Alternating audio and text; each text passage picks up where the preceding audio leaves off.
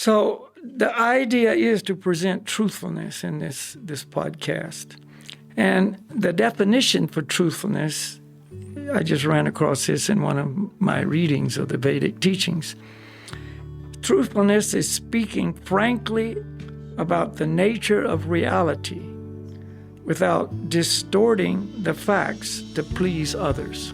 And if truthfulness is one of the pillars of society, for society to be whole and strong and flourishing and nourishing to the citizens, then truthfulness is an absolute necessity.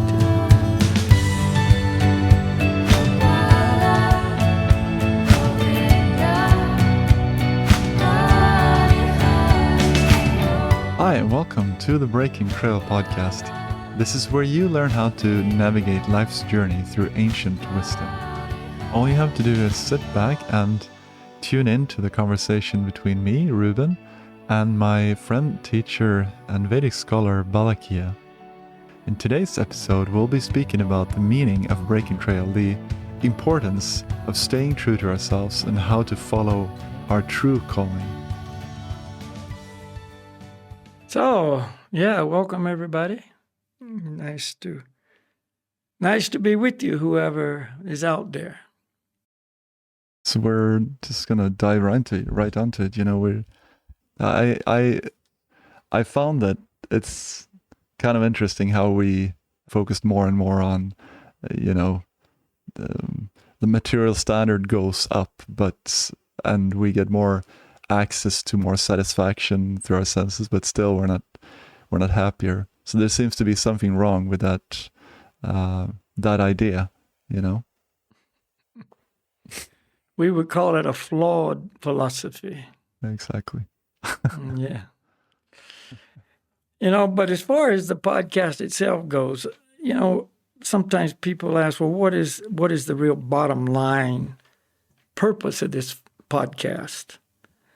And we've talked about this on other podcasts before. The 4 principles of religion, that actually hold society up if they are present in society, have been eroded away. And basically these principles don't exist, and the only one left is truthfulness. And it's so shaky and deteriorated that it's like an icicle hanging down from a frozen waterfall that's just ready to break off at any moment.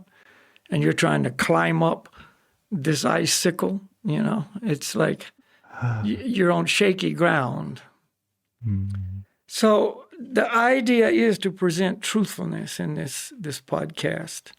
And the definition for truthfulness, I just ran across this in one of my readings of the Vedic teachings. Truthfulness is speaking frankly about the nature of reality without distorting the facts to please others. Wow. So let's read that again. Truthfulness is speaking frankly about the nature of reality without distorting the facts to please others. So that's the foundation of this podcast, to present, the facts of reality without distorting it because, somebody won't like this or this group of people might be offended or somebody might not like us because we say this or whatever. Yeah. Then you don't get truthfulness. You just get all kinds of, adjusted fake, what do they talk about all the time? Fake news.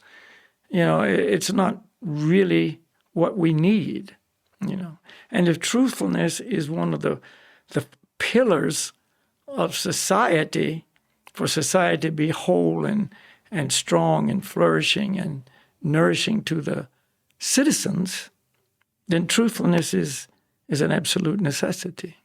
And it's even like, even though you don't think that you offend someone, I think most people speak because for some, to some extent or another, they want followers, or they want money, or they want appreciation, they want something from, the person that they're speaking to. Yeah, so you're controlled by them. Exactly. You've already compromised yourself and sold out basically to the audience. And you may have an amazing, number of followers. I mean, it might be thousands, millions, who knows, But what is the value? And that's where this idea of, the century of the self has gone. It's taken us in that direction, and now it's just running full speed ahead,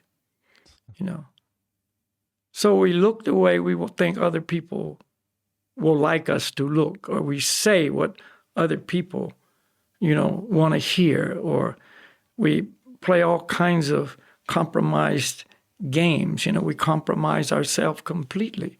We sell out ourselves, and therefore we're totally feeling like that. I'm not really me, I'm not really myself. I'm what everybody else wants me to be. I'm not really myself, Yeah.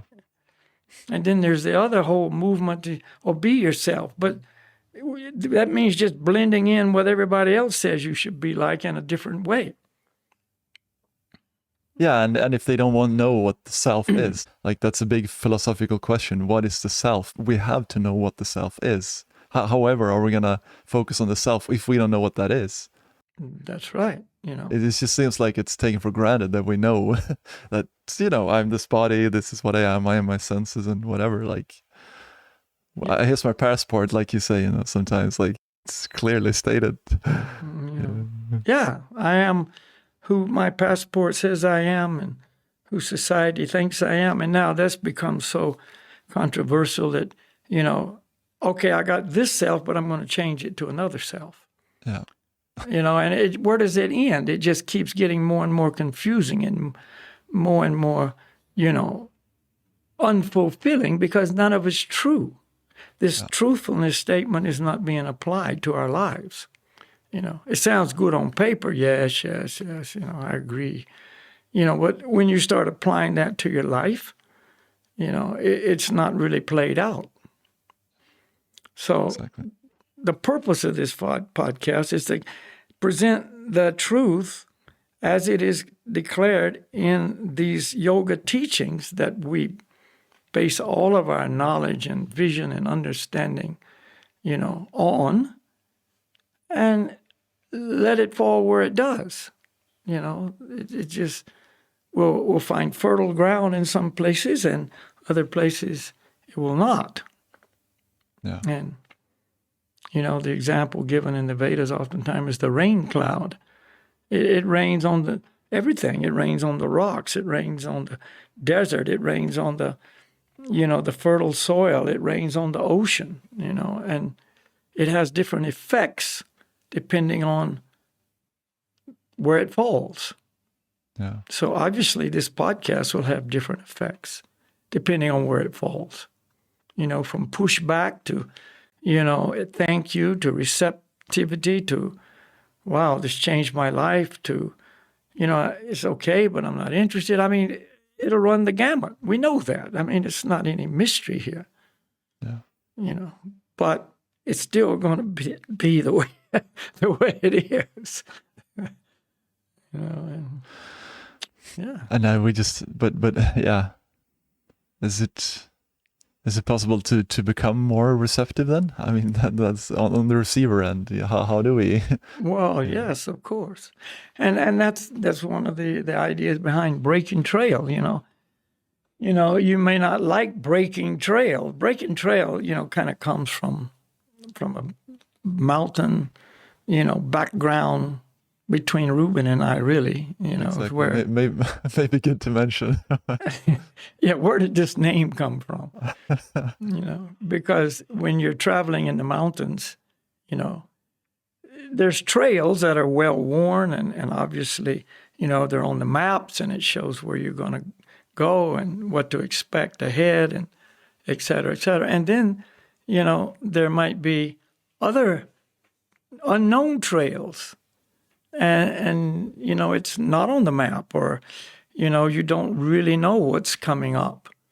And so therefore, you take the chance. It's kind of like take the adventure. Let's see where this thing goes, Or in winter, it's even more obvious. I mean, you can be on an established route, but say there's a recent snowstorm and the trail has disappeared, and therefore you've got to break trail. You've got to make a new trail through the new snow, and it could be deep, and it increases the difficulty, a lot.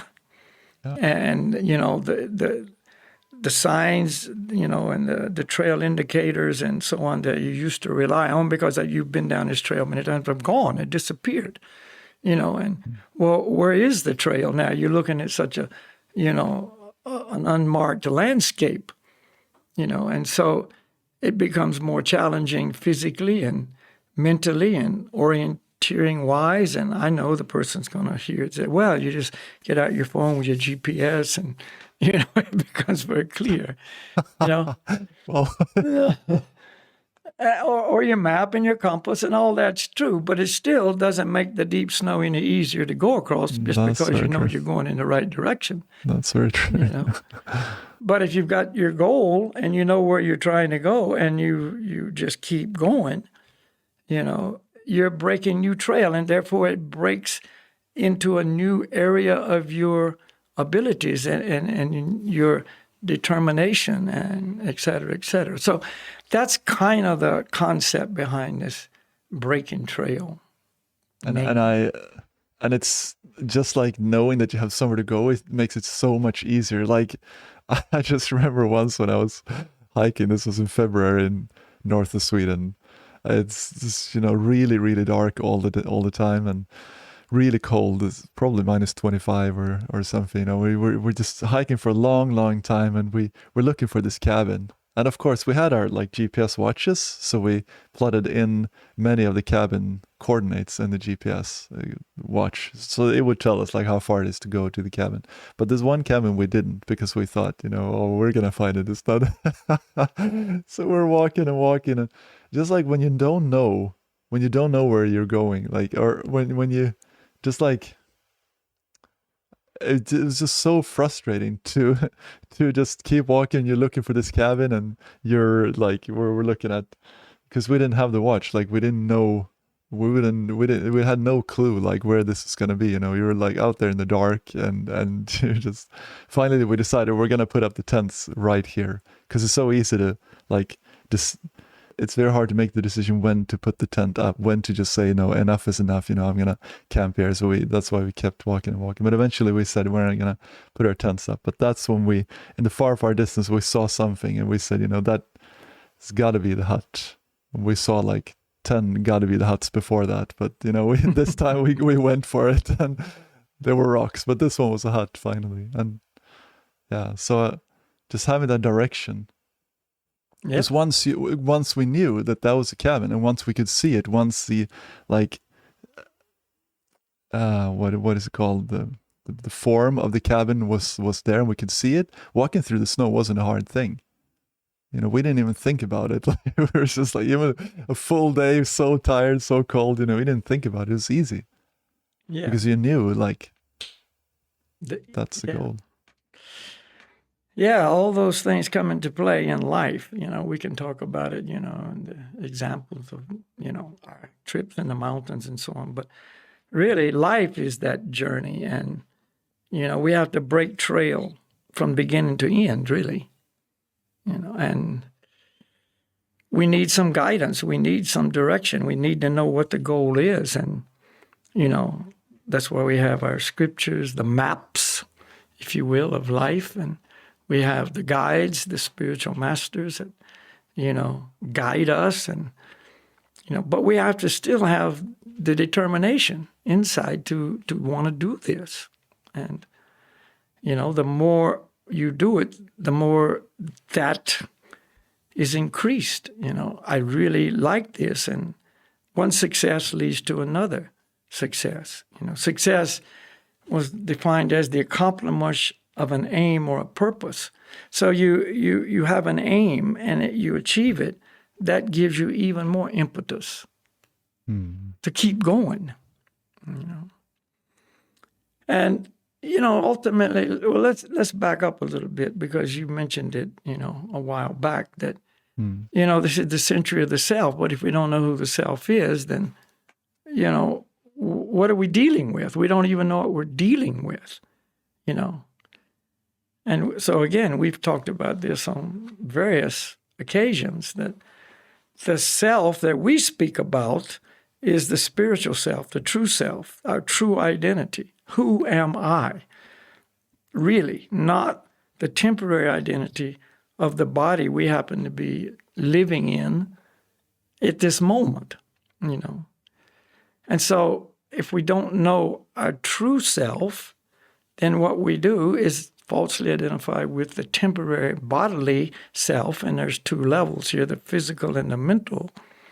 And, our whole life revolves around that, So that's why this thing has caught on so much, the century of the self, because people are,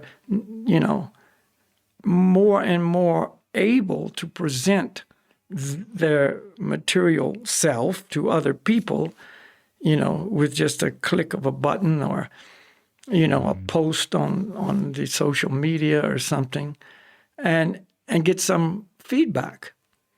And so it just brings us more and more into a self-centered consciousness of, look at me. This is what I did. This is what I'm doing. This is what I'm going to do. And we present it like it's the best thing that's ever happened. And we're having so much fun doing it, Yeah. And all it does is just make the other people who know they're not doing it, and they probably won't ever have that same opportunity, envious, because it looks like, that they're having more fun than I am. Yeah. And I want to be them. I want to be having that fun. I want to be, having more fun. So then, if I'm on that end of the scale, then I've got to create an illusion to other people that, well, you're doing this, but I'm doing this, and look at me. And it just snowballs and becomes people's lives. So because they identify in that way is kind of having the effect that others are doing that too. Yeah, so I am who people perceive me to be. And then they create whole movements behind, these false identities, and powerful movements that are, affecting the lives of, so many people. And it's just a fake world, really. And that's why out of this movement of self-centeredness comes increased signs that it's not working, with the depression, the anxiety, the feeling of, I don't even know who I am, I'm nobody, I'm ugly, I'm this, I'm that, I must change, I must become like they want me to be. We're so easily influenced by others anyway. And the more we depend on others for our personality and our feeling of success and worthiness, then the weaker I am. I don't really have anything that's me.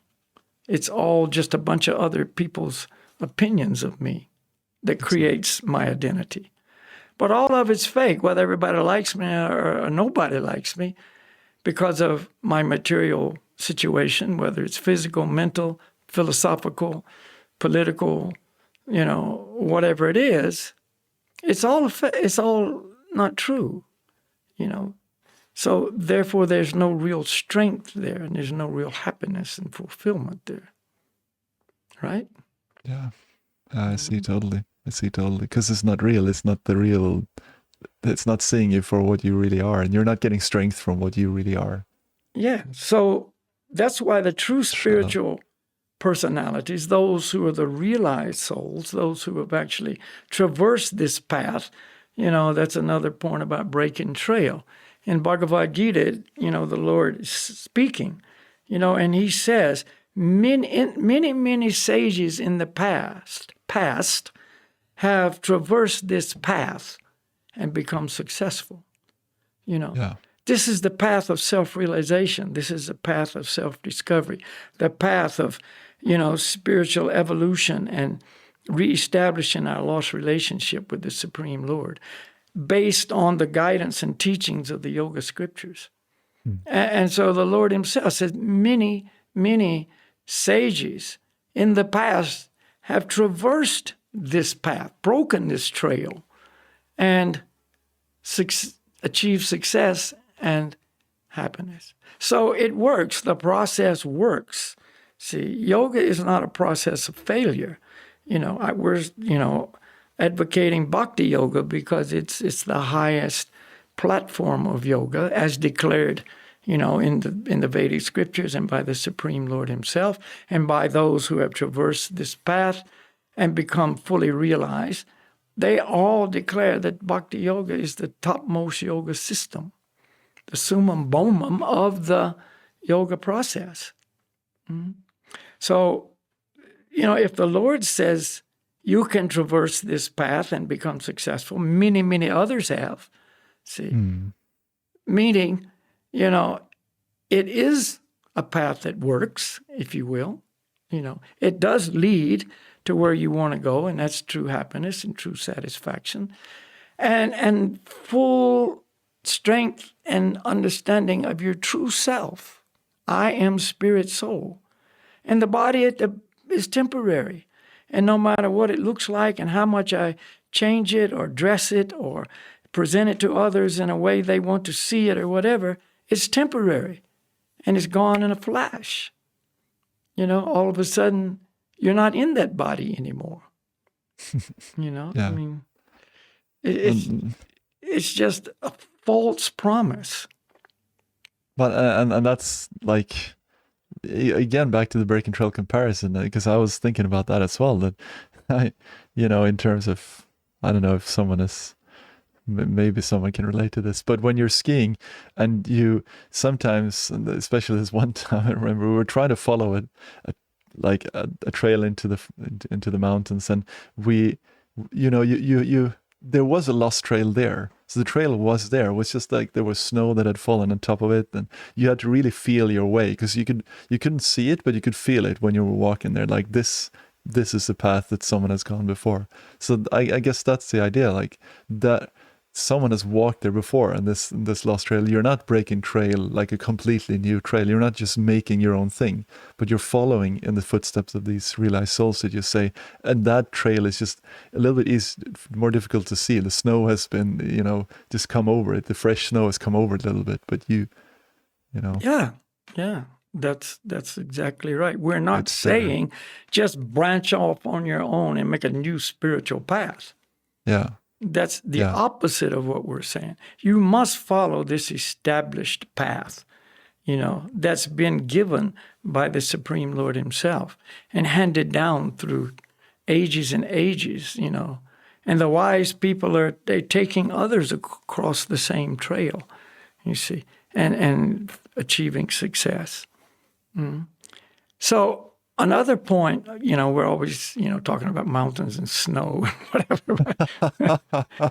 Funny how that keeps coming back, but if somebody has walked before you on that snow-covered trail, and there's tracks might be kind of slightly covered, but there's still faint indications of where they walked, then it's much easier for you. And well, I'm on the right trail because I'm following these tracks, provided the tracks go in the right direction. You can follow somebody that's lost and, you're just following another person into his lost world. But we're talking about a person who's not lost. And in this yoga, path, so to speak, there's nobody lost here. The masters are not lost. They're just saying, follow my footsteps. And the more closely we can do that, you see, the more successful we'll be, and the easier the route is, and the safer it is. Right. one time I was skiing in the mountains, backcountry skiing with a friend of mine, and he was leading because he was basically my mountain backcountry mentor, and we made a deal when we met. I mean, he was quite well known in the area as one of the guys. He was like on top of the hierarchy there. But he became interested in chanting and the teachings, of Bhakti Yoga and so on. And so we made an agreement. He said, you know what? I'll teach you about the mountains if you teach me about spiritual life. And I said, done. You were like, sure, I don't. Done deal. No problem. So you'd probably be happy to do that anyway, whatever he was going to teach you. Yeah. So anyway, one day we're out and he's in front and we're going up this place. And so he didn't know that the idea was always follow me. So we go up to a high, higher up. And then there was a dip in the snow. Like in his trail, he was far enough ahead that I couldn't see him. I was just following his tracks. And so this dip went down and up like that. Yeah. And then, so that's where he went, and then off to the right. And so my, concept was, well, why go down and back up when I can just go around to the left no. and avoid this dip, So that's what, I just took my own route. But as I got to the apex of this circle that I was going to make to come back to his trail, there was a cornice and the whole thing broke off, Wow. And so, of course, I was okay. It wasn't, But when I got to him, I told him, and he said, yeah, see, I told you, follow my tracks. Wow. I said, okay, I get it. That's very good. Wow. So that's the way it is in spiritual life. We don't go off on another person on our own whim. You see, we understand the master's the one who knows, and you follow his tracks, you can't go wrong. You see, because it's a dangerous game. Like life there's so many pitfalls. I mean, really, just yeah.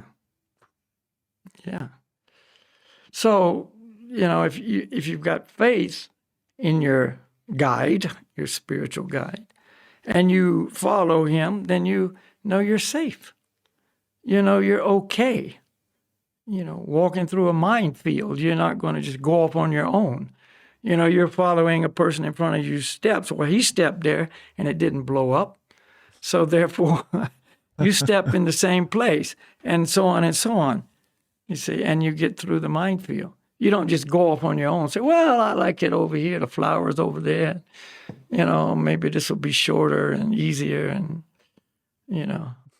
because, that's a life and death situation. So in spiritual life, it's actually even more crucial as being a life and death situation.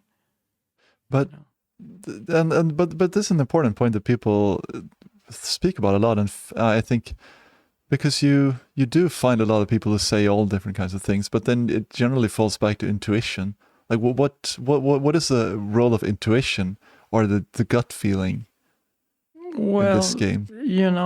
Intuition can be pure, or it can be all very much contaminated, depending on the individual. So what I might feel in my gut may be very, biased or prejudiced because of desire or, all kinds of different reasons that I want something to be this way. So my gut tells me to go in this way, but the more pure we are, then the more that gut feeling, which is basically, number two things, our intelligence and the Lord in the heart, revealing the truth to us. You see, so that's why I can't always trust my intuition. I mean, many people have found that they acted on their intuition and it wasn't trustworthy. Yeah. But, if I had really, many people, again, back to the mountains, one thing that the authorities on all this backcountry travel say is, if it feels wrong, then don't group think. Don't just, because everybody else thinks it's okay and you don't, doesn't mean it is. Basically they're saying follow your gut. And so there's validity there.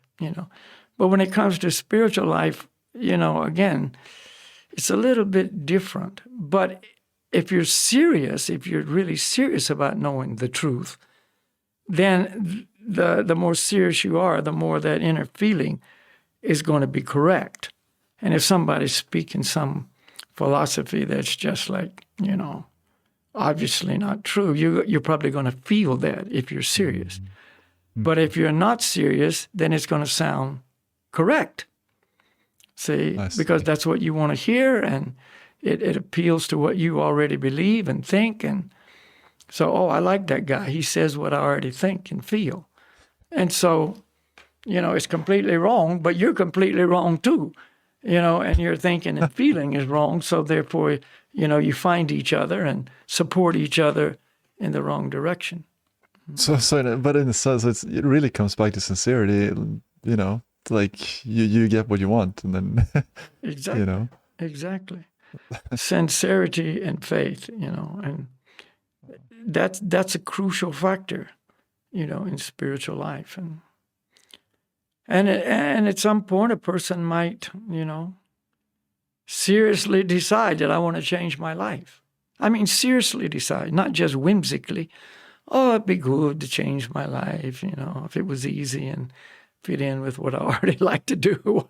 No, sincerely, seriously decide to change your life, whatever it takes, And from the beginning, it might be difficult. I'm going to be faced with many challenges, and I'm going to, probably go in a direction that's not popular and whatever, but I'm going to do it. Well, that person will be guided properly, and he will be led to a true master, a true teacher, who can actually, truly, help him traverse the material world, the ocean of material mystery, as we've talked about many times, So that's why you see so many people going in so many different directions, fully convinced that they're right. That's true. Because they're getting what they want. They're convinced because that's what they want to be convinced of. Well, and that's again something that is kind of comforting when you look at the world and you see that there's so much imperfections and things that you wouldn't like to have in the world. Well, however you can change it, if people keep wanting what they want, then that will manifest in the world, and there will be, weird things and wars and conflicts because imperfect people want imperfect things, and they create imperfections. Exactly.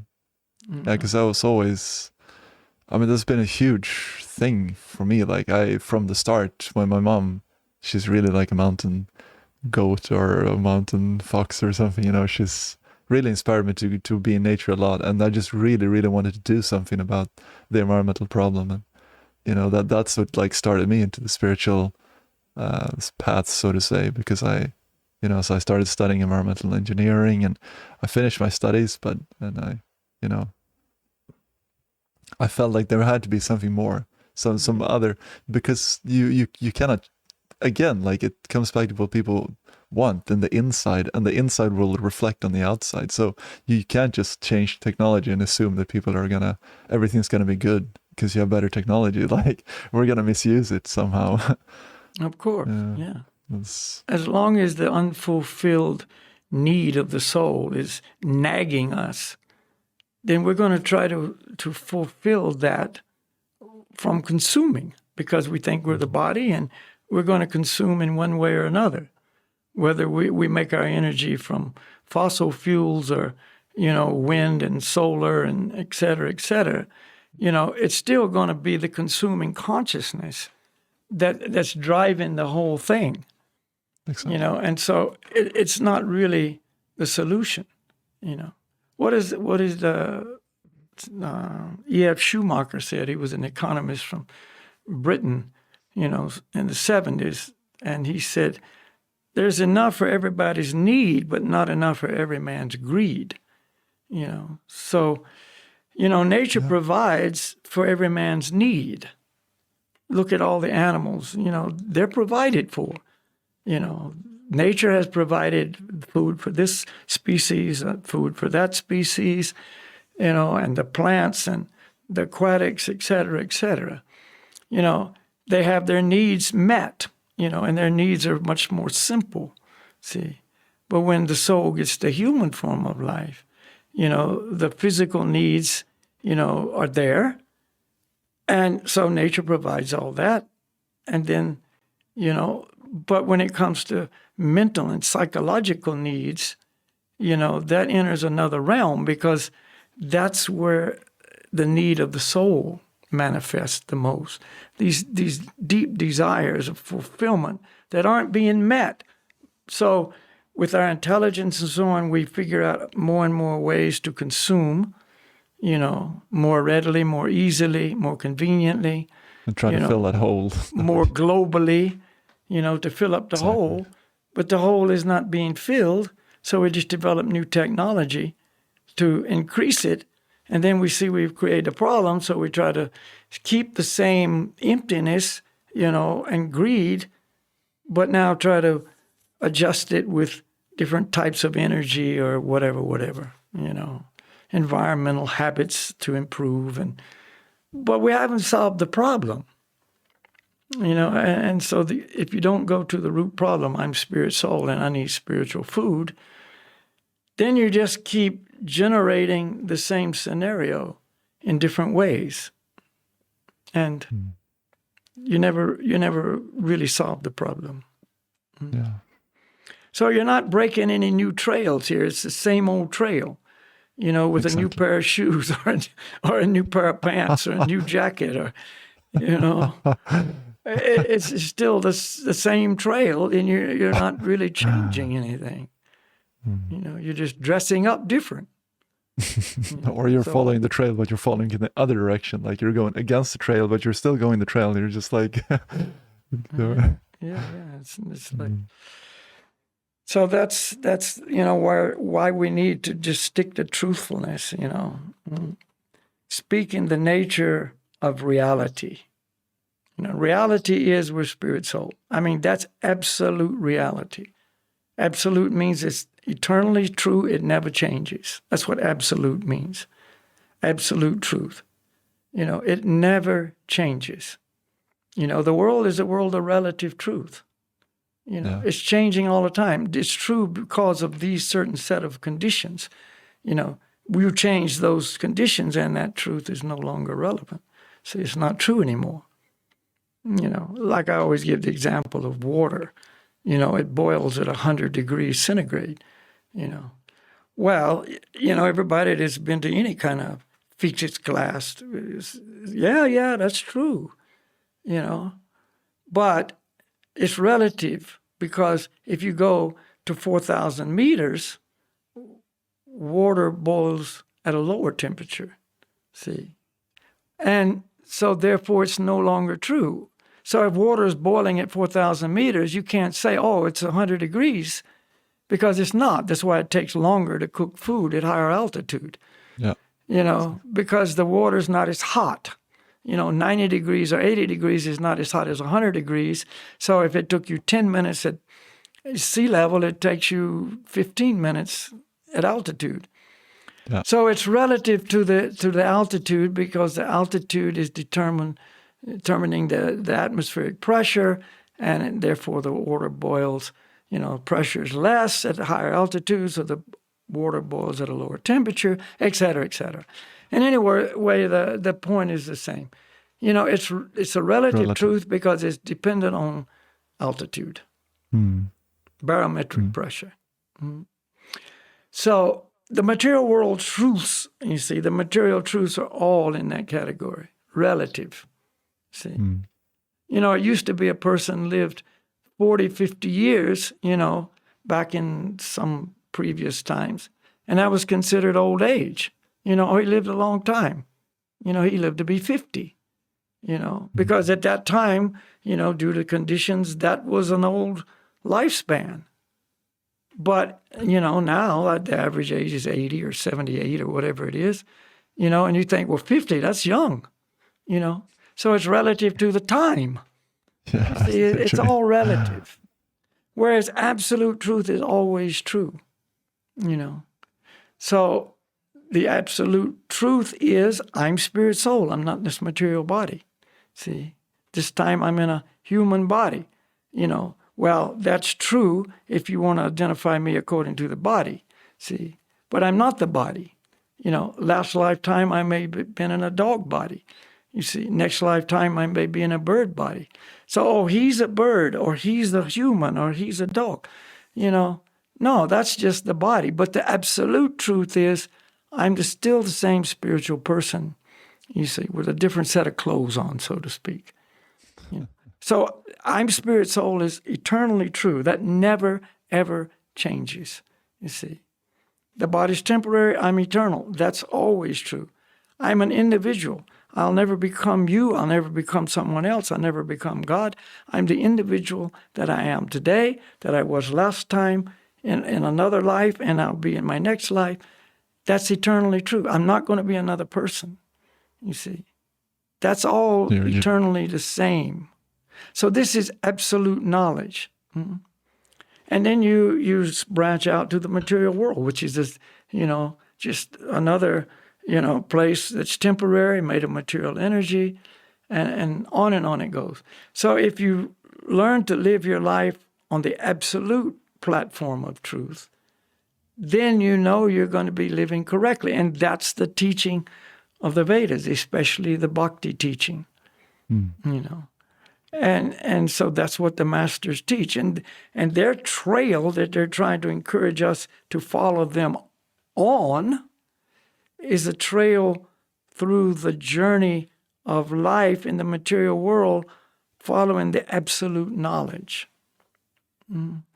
To go higher and higher in consciousness, to evolve spiritually, and come more and more to enlightenment about our true identity, the material world, the reality of the material world, the temporary nature of matter and the eternal nature of spirit, and ultimately, knowledge of the spiritual world and our position in the spiritual world, our relation with the source of everything, the original person, Adi Purusha, the Supreme Lord. What is my relationship? How can I enhance that relationship? All of that. That is, the trail that we're talking about breaking. That is the trail, Yeah. And it's a trail that leads to absolute life, an absolute world, And it's the trail of the soul, So that's wonderful. And if a person wants to really change their life, then that's how you do it. The point is that the absolute journey along the absolute trail of absolute knowledge led by the absolute master is the trail to ultimate success in life. You got me? Yeah, I'm just yeah, I got it. That's what we want. Yeah, that's what we all want, to be successful. We're just aiming for success in different ways, and many people are really, really going for it, for the material success or the career. That's what's. Yeah, we want a good outcome from an undertaking, and that has to be a spiritually realized outcome for it to be really good, ultimate good. Yeah. And eternally good, not just good for this lifetime, but how about the next one? And how about the next one after that? Yeah, Your we're eternal talking life. absolute here. We're talking about eternal good, eternal success. And all these material success stories, they're like flashes in the pan, You can read about them in the news every day, about some amazing success story that ended just in nothing. Yeah, that's true. We've mentioned this many times, but like Russell Brand, or there are many artists that are just the fame doesn't cut it. I just read a story yesterday in the news, a Romanian, cryptocurrency entrepreneur who got in very early, and he was worth $2 billion and 41 years old. You'd say that was successful. Mm-hmm. Yeah. For most people, that would be a success. But supposedly the story goes that he was swimming off the coast of Costa Rica, and got caught up in a current and disappeared, and gone. Wow. And so, of course, there's always theories come out, well, maybe it's not really true, and he just, arranged his disappearance for whatever reason and whatever. But the point is, whether he did or didn't, that's not the point. Was that a success? And when he dies, if he's got, $200 billion accumulated through cryptocurrency or other means, he's still gone. It's like, what? You going to take that with you? And of course, no. So that's the kind of success is not success in the reality of this term. But why do we? I mean, just why do we do that? I mean, if you, I don't know, it just seems so unreasonable to me why you would spend your life doing that. But maybe I'm just. I can never make any money anyway, so I've just decided I've given up. But it's just like, well, it's basically ignorance. If you bring it right down to it, it's ignorance. And we don't know all these things that we've been declaring to be true. The Vedas declare to be true. The masters declare to be true. If you don't know this, then you're going to try to fulfill those desires of, success and fame and, falsely proud and whatever, any way you can. Any way you can. You're going to, and some people's karma is such they just fall into a materially successful life. A lot of people dabbled in cryptocurrency and lost all their money. And here's a guy that, got in and made $2 billion. And, that was his karma. That's what he had in store for him. And people look at that and say, well, if he can do it, I can do it. Not necessarily. It depends on your karma. Some people try and try and try. You just, like you said, you can't make any money. No matter what you do, money eludes you. Yeah. And other people might do a very similar thing and just line their pockets. So, people forget it's karma. It's not, oh, he did this and he did that. It's karma.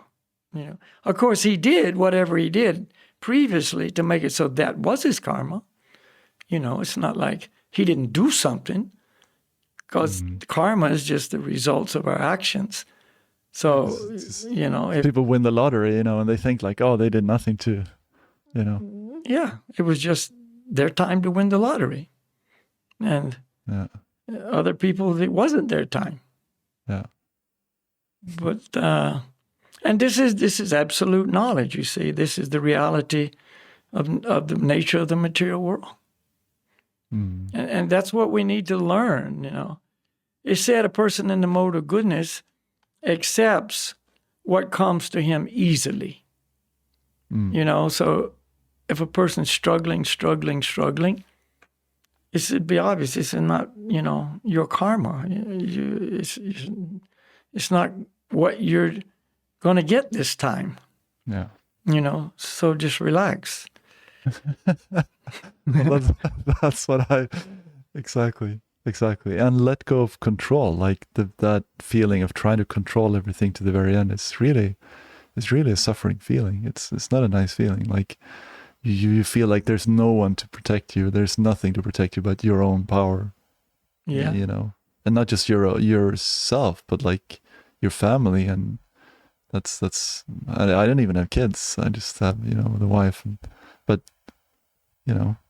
that's a strong feeling. Like you want to protect them. You want to make sure that they have a good life. So you struggle, you try to make it possible. Yeah. But yeah, well, we struggle, we try, and it's like we think I can do it. I'm the doer, and this is part of the illusion of the material world, that we're not the doer. It's the modes of nature that are the doer. We have to have another discussion on the modes of nature. Yeah, that's for sure. This is so critical to understand, and without this knowledge that is so crucial to understanding life, we don't know what to do with life, and we come to all these false conclusions and realizations, and we accept false teachings, and it just keeps us in a very difficult position, a very difficult position, And then you go off on other, areas of the illusion, and, the desire to be happy through sensual pleasures, and that never ends either, And, we just become more and more depraved and degraded, and, remove any kind of obstacles and barriers to sensual experiences, thinking that it will make me more happy. And it's so obvious it doesn't make anyone happy, but we can't see that. No. We can't see that. Or maybe it didn't make them happy, but it'll make me happy. You're just walking that trail and just pushing it to the limit. You're like, yeah. That's another trail, but it's a trail that leads to the cliff, and eventually you're going to fall off that cliff. And the rocky landing at the bottom is not comfortable. And so another point, there's so many points that just pop up, but whatever direction in life I take, it's not just me. Whatever direction in life I take, it's not just me. I'm not an island. I'm not an independent entity just going through life in whatever way I do and not affecting other people. See, I affect other people no matter what direction I take. I influence people. I create situations with people that affects them in one way or another way. And so if you've got a whole society following a philosophy of, increased sensual pleasures, you're just a mass movement, and you're going to have leaders that stand out and say, well, hey, everybody, come this way. Yeah. This will make you more happy. Yeah. And you got another leader who stands up and he says, well, that's okay, but this is better. And everybody just, follows the new one, the new direction, the new trendy thing, and that, along the way, you see all these, people who were the casualties, let's say, along the way, but people just keep going, and, they can't understand. It doesn't work. The whole drug story and, fentanyl, the new drug of choice for many people. And it's so easy to smuggle, and it's such a small quantity, does so much. And, and it kills people. And people are just jumping on board like, oh, doesn't matter, it's worth it because the high is fantastic. And, it's like, if it kills me, it does, but I'll have a few moments of pleasure before I die. I mean, it's absurd when you look at it from the outside, but when you're in that consciousness, that's just where you're at. And that's the captured consciousness that makes it so we just are victimized completely. So That's It's a sad story. And exactly. if we come back to truthfulness and following the truth, see the world as it is, the nature of reality, don't distort the facts, don't try to please others, just embrace the truth. If it's painful, if it's not painful, the truth often hurts. It's not always comfortable. The truth is often very, very difficult, But if you're a seeker of the truth, you understand that's just the reality of this path. And that's, again, like, I this is Bhaktivedanta Swami, one of your spiritual masters. He said, if I remember right, that material life or spiritual life may be hard, but material life is impossible. Like, yes, that's one of his statements. Wow. It is. Just like, boom. Material life. Yeah. Go ahead. Yeah, no, that's exactly. Because I was just thinking, like, it's, for me, it wasn't like, I don't think of it. I mean, of course, one says that, but when I reflected on it, on my coming to this process, it's not like I changed my life. I came to life, and I guess it's the same thing. Like, okay, so spiritual life may be hard, but that's when you feel really alive, and okay, so it may be hard, but that's the only time that you're really alive, when you're pursuing that, and when you're doing that, like you're following, again, like from our marketing, like you're following your calling, you're this inner yearning for something more. You're finally like following that, and okay, so you might have to break trail, it may be hard, and you may have to repeat and stamp down and walk back a little bit and then try again, but that's, you still know, you know that you're on the right path, and you know that you're following this calling, and it's satisfying on the way. Like, it's yeah. And I often explain to people, when you know that you're doing the right thing with your life, that's huge. When you know that you're doing the right thing with your life, that's huge. Exactly. I mean, because most people don't know they're doing the right thing with their life. I mean, they're doing what they think they want to do, or they're trying to reach a point where they can do what they want to do, or whatever. But, they don't really know, I'm doing the right thing with my life.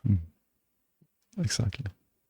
There's still some doubt there, or maybe it would have been better if I'd have done this, or maybe I should do something different. But when you know that you're doing the right thing with your life, that in and of itself, just that alone, is amazing.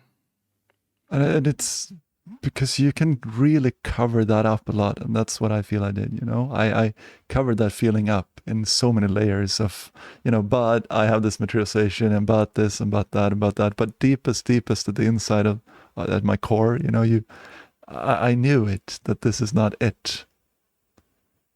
You know what I mean? It's like you do. Some people do. Yeah. Some people do. The fortunate do. Yeah. And how you become fortunate is start the journey. Start the journey.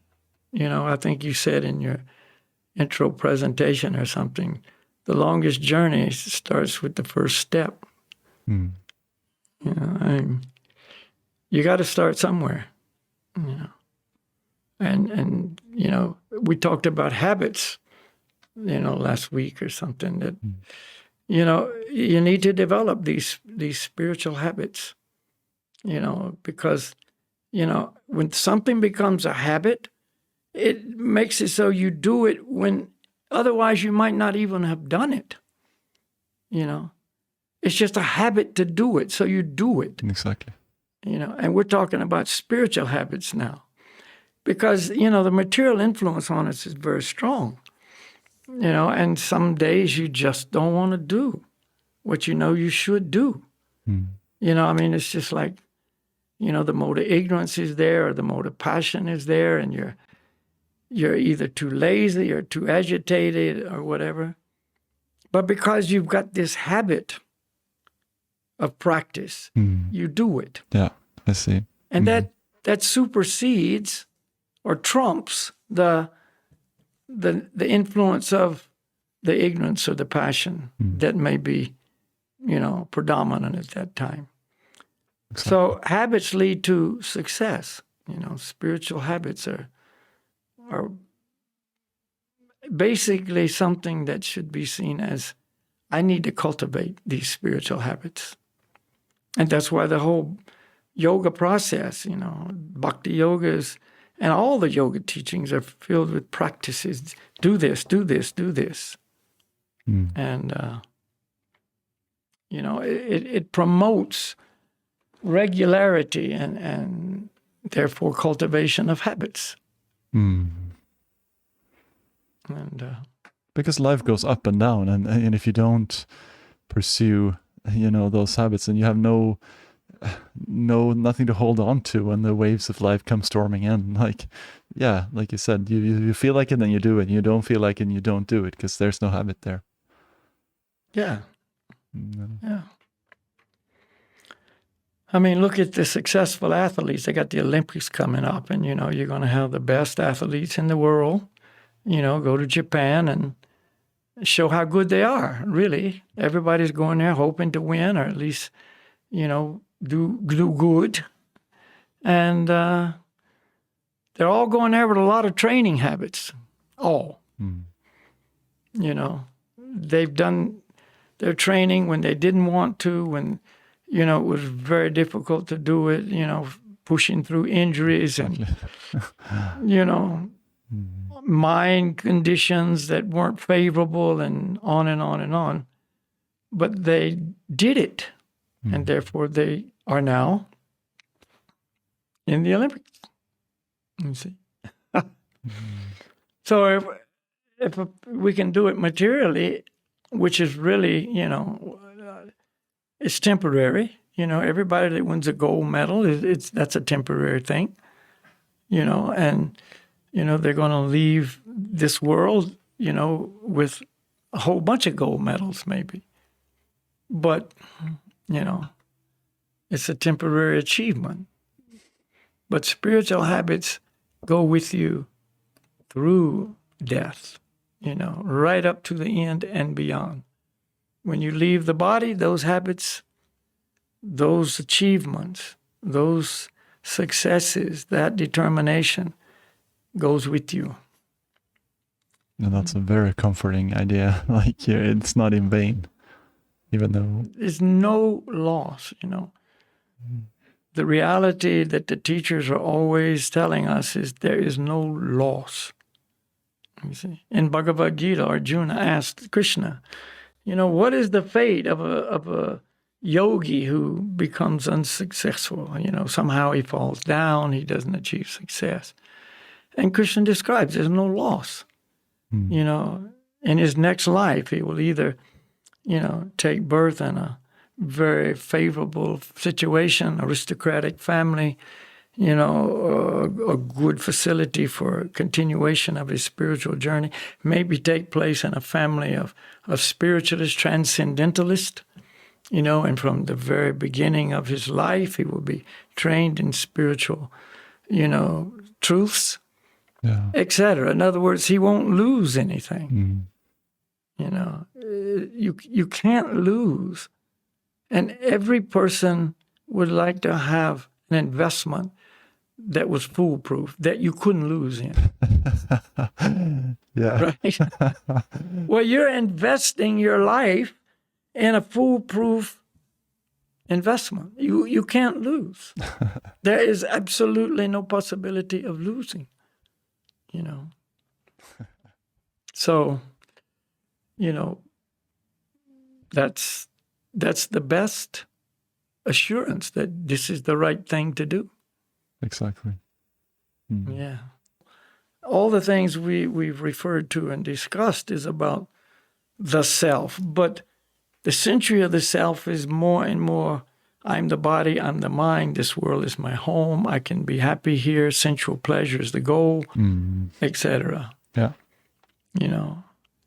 Which is, it's all untrue. Everything I just said is not true. None of it. You know, I'm not the body. I'm not the mind. This world's not my home. Sensual pleasure will not make me happy. Material success is temporary and fleeting, doesn't satisfy me, and et cetera, et cetera, et cetera. All flipped upside down. It's completely upside down. And we invest our life in that. See? Yeah. We invest our life in that, which is absolute guaranteed failure. Well, But as I said somewhere back in this discussion, it's really about ignorance. We don't have the knowledge. Exactly. We don't have the knowledge. And if we don't have another option, then like we better, like we seem to rather go somewhere than go nowhere. Like at least we're going somewhere, you know? Yeah. Because what can we do? You know, you gotta. You're gonna go somewhere because the soul is active by nature. Yeah. So everybody's going somewhere. So we need to learn where to go and how to go, where to go and how to go. And so, yeah. But if, maybe this is going to be like upside down because this is the end of the program. But maybe you can briefly mention, like, I don't know what your background is, Balakhilya, and just I thought we were gonna say that, but I kind of forgot because like you have been living this lifestyle for over 50 years now, and that's. Well, if you've been to any of my other channels like Happy Man or different places where I have a presence on the internet, you know, I've explained that, yeah, I was always the pleasure seeker. I never was a accumulator of wealth and fame. I just wanted to have a good time. That's all. I just wanted to have a good time, you know, and that meant I, you know, had in my mind certain activities that I liked, and I did those, and I liked it. So it was always outdoor oriented. You know, I was, you know, raised on a farm, and, you know, the outdoors was everywhere. And I spent, you know, most of my time when I wasn't in school or something outside. Even when I was working on the farm, I was outside, you know, working in the field or whatever. It was outside. And, you know, my activities were hunting and fishing, and that's what farm boys did in the part of the world where I grew up. And, you know, I that's what I did. And so on and so on. And then I, you know, became attracted to ocean sports because I started working at the seaside during the summers to make money as a waiter to pay for my university education. And, you know, the sea was the nature there. That's what the nature was. It was the sea. Right. And so I became attracted to scuba diving. And then one day I saw a friend surfing, and I went, wow, what is that guy doing? And he was actually a friend. And this is a long story. Maybe we'll do it another podcast because we're going to run out of time. Yeah.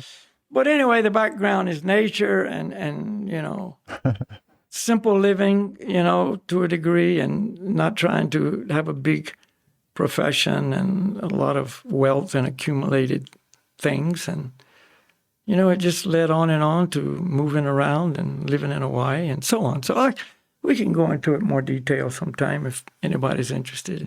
You know, I don't like to talk about myself other than the fact it kind of makes a point of anybody can do this. Yeah. You know, I definitely, if I can do it, anybody can do it kind of thing. You know, it's not like some special thing. So, yeah, if anybody's interested, you can let us know. We can discuss it a little at some point. So, Ruben, thank you very much, you know. Thank you, Balakhilya. We'll be back next week. Like I say, you know, you can invite your friends, leave your comments, ask your questions. So that's it for today. Thank you so much for tuning in. Remember to stay true to yourself and dare to break trail.